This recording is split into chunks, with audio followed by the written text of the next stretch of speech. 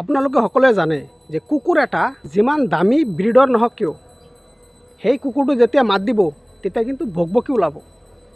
কাউৰী এটাক আপুনি যিমানে যি নকৰক কিয় এই কাউৰীটোৱে যেতিয়া মাত দিব তেতিয়া কিন্তু কাকা ওলাব। সেই কাউৰীটোৱে মুখৰ পৰা কেতিয়াও কুলিৰ মাত ওলাব নোৱাৰে।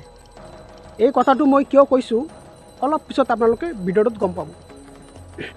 আপোনালোকে সকলোৱে জানে যে উজনি অসমৰ যোৰহাট, শিৱসাগৰ আদি কৰি বিভিন্ন অঞ্চলত প্ৰবল বানপানীয়ে মানুহৰ অপূৰণীয় ক্ষতি কৰিছে আৰু এই বিধ্বংসী বানপানীয়ে 81জনকৈ মানুহক মৃত্যুৰ মুখত পেলাইছে আৰু প্ৰায় 26,000তকৈ ওপৰত গৰু, ম'হ, হাঁহ, কুকুৰা, ভেড়া, ছাগলী এই ধৰণৰ বিভিন্ন জীৱ জন্তু আৰু লগতে প্ৰয়োজনীয় নথিপত্ৰ এই বানপানীয়ে উঠুৱাই নি গৈছে। এতিয়া উজনি অসমত এটা হাহাকাৰ পৰিস্থিতি। মানুহে এটোপাল পানীৰ কাৰণে হাহাকাৰ কৰিবলগীয়া হৈছে। মানুহে এই বিধ্বংসী বানপানীত দিশহাৰা হৈ গৈছে। তেওঁলোকক লাগে অকণমান সহায় আৰু লাগে অকণমান সাহস। আৰু এই পৰিস্থিতিৰ প্ৰতি লক্ষ্য ৰাখি অসমৰ বিভিন্ন ঠাইৰ পৰা মানুহে গৈ তাত সহায় সহযোগিতা আগবঢ়াইছে। বহিৰাজ্যৰ পৰাও বিভিন্ন ক্ৰিয়েটৰ, বিভিন্ন অভিনেতা, বিভিন্ন ধৰণৰ মানুহে আহি এওঁলোকক সহায় কৰিছে। কিন্তু দুখৰ বিষয় এইটো যে এই সময়তো অসমৰ কিছুমান কণ্টেণ্ট ক্ৰিয়েটাৰ, কিছুমান ফেচবুককাৰীয়ে নিকৃষ্টতাৰ সীমা লংঘন কৰি হিন্দু মুছলমানৰ ৰাজনীতি কৰি আছে। তেওঁলোকৰ পোষ্টবোৰ আপুনি চালে গম পাব এতিয়াও তেওঁলোকে হিন্দু মুছলমানৰ তাতে লাগি আছে। এওঁলোক কুকুৰতকৈ নিকৃষ্ট। এয়া উলিয়াই দিলে ওলাইছে। এইফালে যদি আপোনালোকে চাই, এইফালে যদি আপোনালোকে চাই মৃতদেহ এটা মৃতদেহ ওলাই গ'ল। এয়া ৰাইজে এনে কথাবিলাক কোৱা নাছিলে, ৰাইজে এনে কথাবিলাক কোৱা নাছিলে। এই জাবৰ দমটোত এটা মৃতদেহ আপোনালোকে দেখিব, আপুনি দেখুৱাই দিয়ক এটা মৃতদেহ আছে। গতিকে প্ৰশাসনৰ ফালৰ পৰা যি ধৰণে আচলতে পৰিয়ালৰ নিখোজ হৈ থকা মানুহবিলাক অনুসন্ধান কৰিব লাগে, যেনেকৈ বিচাৰিব লাগে, ইয়াতে দেখিব তাতে এটা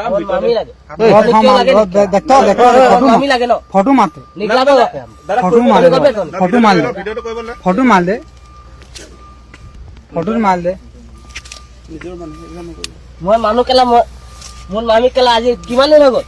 কোনোবা দিছে নে? হয় নাই দাদাই কৈ আছে কোনোবা দিছে নে? নাই দিয়া। য'ত পানী ডুবিছে, ঘৰ ভাঙিছে, তাত কোনো বস্তু দিয়া নাই, লোকৰ জেগাত বস্তু দিছে। মই এতিয়া হালা কৰিম, কোনো কমিটি নেখো। হা, মোৰ মামী এটা পৰি আছে, কোনে দিছে? মোৰ মামী বস্তু পানী দিছে নি? কেলা মই উলিয়াম তাক, কোনে? মই উলিয়াম। মই মেহনত কেলে কৰি আছো? এইটো মোৰ নিজৰ মামী হয়, নিজৰ ঘৰৰ মানুহ হয়। নিজৰ পৰিয়ালক হেৰুৱাই কেনেকে আছে? হয় হয়, ইমান দূৰত মই বিপদত আছিলো, খবৰ পাই যোৱাৰ লগে লগে মই আহিছো। হা কেলা তেওঁ আজি নিজৰ ঘৰ পৰিয়াল বুলি ইমান কষ্ট কৰি সেইটো মোৰ মা হয়। মোৰ বা ক'ত গ'ল? বা কৈ ইয়াক উলিয়াব লাগিব। নেপালী খুঁটিৰ ৰাইজে যি ধৰণে কৈ আছিলে যে তেওঁলোকৰ আত্মীয়ৰ আচলতে ডেড বডিবিলাক এই যি আপোনালোকে মোৰ পিছফালে দেখিছে, এই যি জাবৰ দম আছে, ইয়াত বাঁহ গছ আৰু বিভিন্ন গছ আপোনালোকে দেখিছে, এই দমৰ মাজত তেওঁলোকৰ যি আত্মীয়ৰ ডেড বডি সেইবিলাক পৰি আছে বুলি কৈ আছিলে। বহুতে দেখুৱাই দিছিলে ইয়াতে আছে বুলি। ঠিক তেনেকে আজি আমি দেখিলো, ইয়ালৈ আহিছিলো নেপালী খুঁটি, তেওঁলোকৰ আত্মীয়ৰ কোনোবা এগৰাকীৰ ডেড বডি এইমাত্ৰ মই প্ৰত্যক্ষ কৰিছো, ভৰিৰ ডোখৰ দেখিছো। আৰু বাকী যিখিনি আছে এইখিনি আচলতে মোকলাই দিলে। যদি এই জাবৰখিনি আঁতৰাই দিয়া হয় তেতিয়া গোটেই আচলতে ডেড বডিটো চবেই চাব পাৰিব। এই মুহূৰ্তত সেই তাতে ডেড বডিটো ওলাইছে, সেইটো আপোনালোকে দেখিছে। সেই প্লাইবোৰ্ডখনৰ তলত জাবৰ দমৰ মাজত সেই ডেড বডিটো পৰি আছে। এতিয়া আপোনালোকে দেখিব, আমি যিটো কথা আগৰে পৰা কৈ আছিলো যে আৰু আচলতে এই যিটো প্ৰলয়ংকাৰী বান আহিছিলে, সেই বানত যিবিলাক ইতিমধ্যে আচলতে সন্ধানহীন হৈ আছে, তাৰ ডেড বডি কিছুমান এনেকুৱাকৈ জাবৰ দমত সোমাই আছে বুলি ইয়াৰ ৰাইজে যেনেকৈ কৈ আছিলে, আমি কথাটো উপলব্ধি কৰিব পাৰিছিলো। নিশ্চিতভাৱে ইয়াত ডেড বডি ওলাব আমি আশংকা কৰি আছিলো। তেনেকে আজি আপোনাৰ নেপালী খুঁটিৰ এই অঞ্চলটোত এই যি আপোনাৰ জাবৰ দম পৰি আছে, এই জাবৰ দমটোত আপোনাৰ ডেড বডি এটা পৰি আছে। কোনোবা আত্মীয় মানুহৰ ডেড বডি এটা এই জাবৰ দমটোত পৰি আছে। আৰু আমি প্ৰশাসনক কৈ আছিলো যে আজি প্ৰায় 13 দিন হৈ গ'ল। এই 13টা দিনত তেওঁলোকে এই অঞ্চলটোত ক'ৰবাত এনেকৈ মৰাশ পৰি থাকিব পাৰে নেকি, সেই কথাটোক লৈ তেওঁলোকৰ ফালৰ পৰা যিটো উদ্ধাৰ অভিযান হ'ব লাগে, তেওঁলোকৰ ফালৰ পৰা যি ধৰণে আচলতে বিচাৰ খোচাৰ হ'ব লাগে, সেইবিলাক আমি দেখিবলৈ নাপালো। গতিকে ৰাইজে কৈ থকাৰ পাছতো তেওঁলোকে কিয় আচলতে অনুসন্ধান কৰা নাই, সেই কথাটো আমি বুজি পোৱা নাই। ৰাইজে বাৰম্বাৰ কৈ আছিলে যে এই আমাৰ যিসকল ইয়াত ভুক্তভোগী পৰিয়াল, যিবিলাকৰ জীৱন শেষ হৈ গৈছে, আৰু আমাৰ এই পানিকা দা, আপোনালোকে জানে তেখেতক, পানিকা দাৰ নিজৰ পত্নী আৰু তেওঁৰ ছোৱালী দেৱিকা পানিকা আজিৰ দিনটোতো সন্ধানহীন হৈ আছে। গতিকে এই মুহূৰ্তত সেই দুগৰাকী ব্যক্তিৰ যি আচলতে মৃত্যু হোৱাৰ পাছতো এতিয়ালৈকে যি ধৰণে আচলতে প্ৰশাসনৰ পাছত বাকী এগৰাকী যে এতিয়া সন্ধানহীন হৈ আছে, বিচাৰি পোৱা নাই, সেইগৰাকীকো আচলতে বিচাৰি চৰকাৰৰ ফালৰ পৰা কোনো ধৰণৰ সহযোগিতা আমি দেখিবলৈ পোৱা নাই। চৰকাৰে বিচৰা খুচৰাৰ কামটো কিয় নকৰে? এতিয়া যিবিলাকে নিজৰ আত্মীয়ৰ জীৱন হেৰুৱালে তেওঁলোকে নিজে এতিয়া বিচাৰি আহিবলগীয়া হৈছে। কেনেকুৱা দুখৰ আচলতে কথা। কওক, আপোনালোকে ক'ব পাৰিব। তেওঁৰ এই দাদাক ভনী আছিলে, অঁ মোৰ ভনী আছিলে, ভনীৰ ভাগত দুজনী ছোৱালী আছিলে ছাৰ, এটা 5 বছৰীয়া, এটা 8-9 বছৰ আছিলে। সেই ডাঙৰজনীক বচাব পাৰিলে, সজনীক বচাব নোৱাৰিলে, মাৰ কোচত লৈ উতলি গুচি গ'ল। এইটোৱে লিখ হয় ছাৰ, এইডোখৰত পাইছো, এইটো বাঁহজোপা এইডোখৰত লৈ গৈছে। কিন্তু এতিয়াও আছে মোৰ জমাই, মোৰ ভাগিন এতিয়াও ইয়াৰে থিয় মই বুজি পাই আছে, কিন্তু সৰু ল'ৰাজনী বচালে, কিন্তু মোৰ ভনীটোক বচাব নোৱাৰিলে। তেওঁ আছিলে বেজাৰে কাম কৰিছিলে, কোনে জানে এইটো হ'ব বুলি। হৈ থাকে পানী, নোহোৱা নহয়, পানী হয়, কিন্তু এনেকুৱা পানী নহয়, কেতিয়াও নহয়। এনেকুৱা পানী হৈ থাকে, কিন্তু এনেকুৱা এইটো চোৱাৰ কোনো ভবা নাই যে আজি এইটো হ'ব বুলি। তাই আমাৰ ভনী জমা আনিব গৈছিলে, মানে বগানত কাম কৰিছিলে। আমাৰ কিছুমান লীল হাতীমূৰীয়া বগানত কাম কৰিছিলে। শনিবাৰ মানে কাম কৰি দেওবাৰ পেমেণ্ট হয়। ভনীক আমাৰ বাইক কৰিলে, তই ঘৰলৈ যা বোলে, ইমান যি নৈ বাৰী আছে, এই নামচাইত এতিয়া ভৰ্তি হবলৈ গৈছে, তই যা বোলে সৰু ল'ৰাকেইটা বচাবি বুলি কৈছে। সৰু ল'ৰাকেইটা বচাবল, তেওঁ গুচি আহিলে, কিন্তু তেওঁ বচা নাই। আমাক এবাৰ চকুত দি থৈ আহিছে, আৰু জাষ্ট চাই লো আজি। তাৰ মানুহজনক কৈছে মোক আজিয়ে চাই লো বুলি কৈছে। মানে এনেকৈ আৰু ডেড বডি ওলাব পাৰে নেকি পাহাৰ এই যিবিলাক আছে ছাৰ, এইটোৱে আছে। আৰু মোৰ ভাগিনটোক পোৱা নাই, এই ভাগিনটো এতিয়া ক'ত আছে কি নাই। চৰকাৰে সেইবিলাক আচলতে চাফ চিকুণ কৰি ডেড বডি আছে নেকি বিচৰা কামটো আৰম্ভ কৰিছে? নাই কৰা। আমাৰ পাব্লিক যিমান আপোনালোকৰ পাব্লিক আহিছে, আমি গংগীদৰা নিবাসী হয়, আমাৰ বিহুবৰ গংগীদৰা পৰে, সেইডোখৰত আমাৰো পানী গোটেই বুৰি গৈছে। আমাৰ 105 ঘৰ মানুহৰ ভিতৰত অকল 8 ঘৰ মানুহ বাচিছে।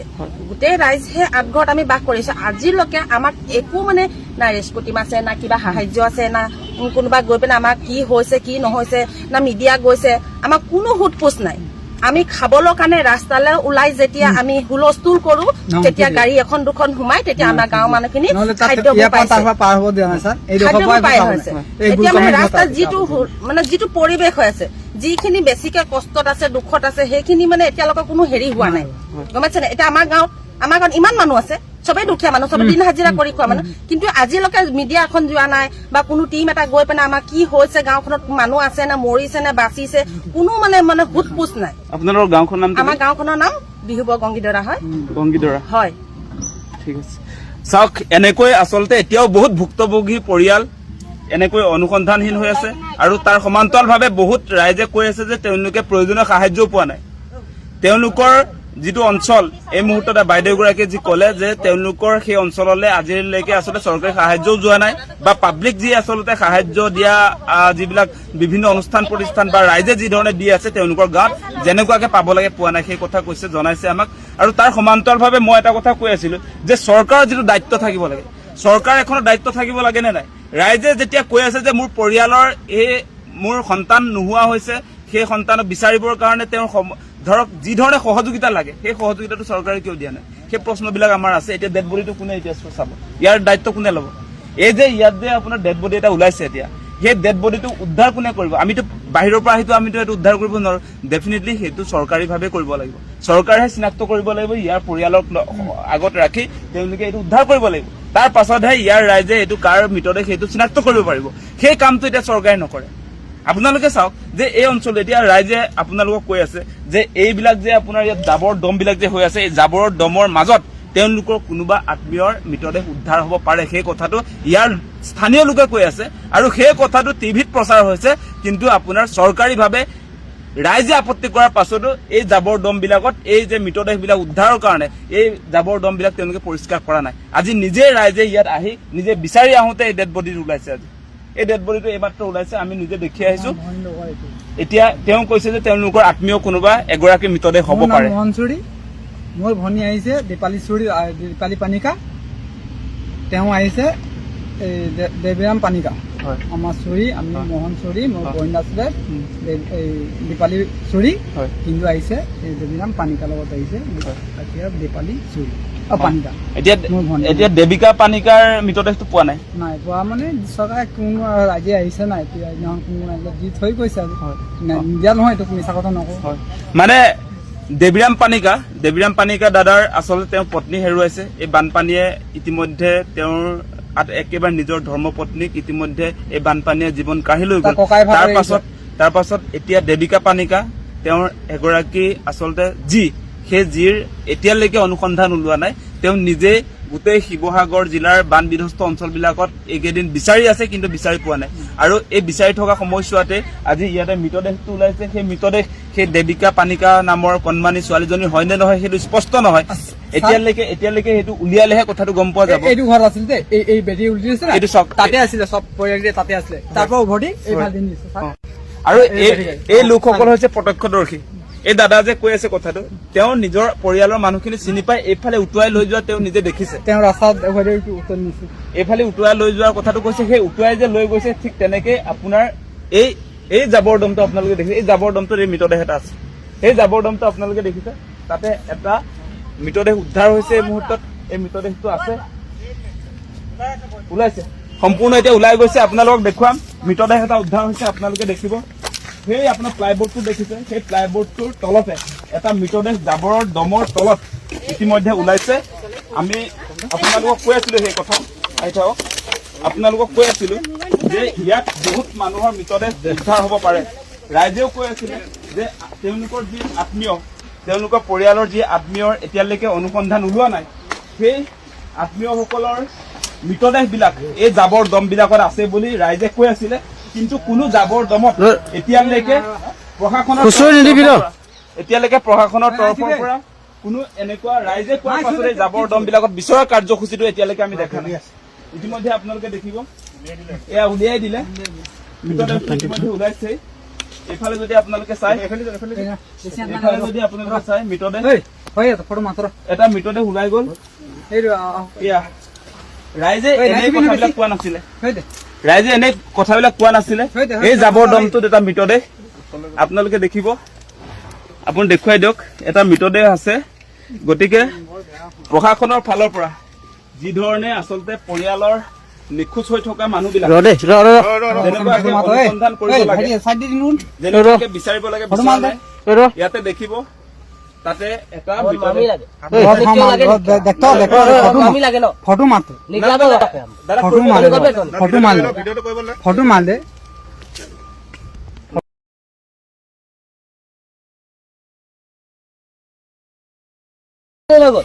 কোনোবা দিছে নে? হয় নাই দিয়া, দাদাই কৈ আছে হয়, কোনোবা দিছে নে? নাই দিয়া। য'ত পানী ডুবিছে, ঘৰ ভাঙিছে, তাত কোনো বস্তু দিয়া নাই, লোকৰ জেগাত বস্তু দিছে। মই এতিয়া হালা কৰিম, কোনো কমিটি নেখো। হা, মোৰ মামী এটা পৰি আছে, কোনে দিছে? মোৰ মামী বস্তু পানী দিছে নি? তাক কোনে? মই উলিয়াম, মই মেহনত কেলে কৰি আছো? এইটো মোৰ নিজৰ মামী হয়,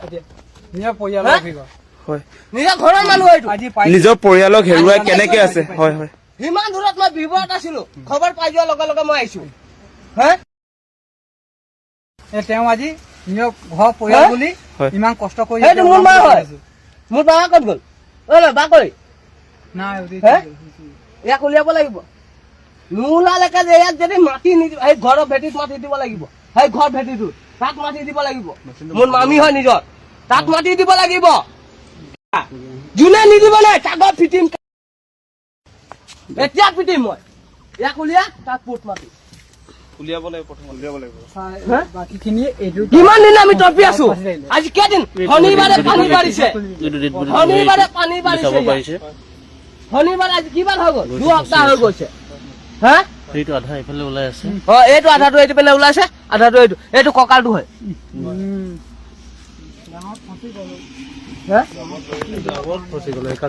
আপোনালোকে এই ভিডিঅ'টোত দেখা পাইছে যে কিদৰে এতিয়াও মানুহৰ মৰাদেহ ওলাই আছে।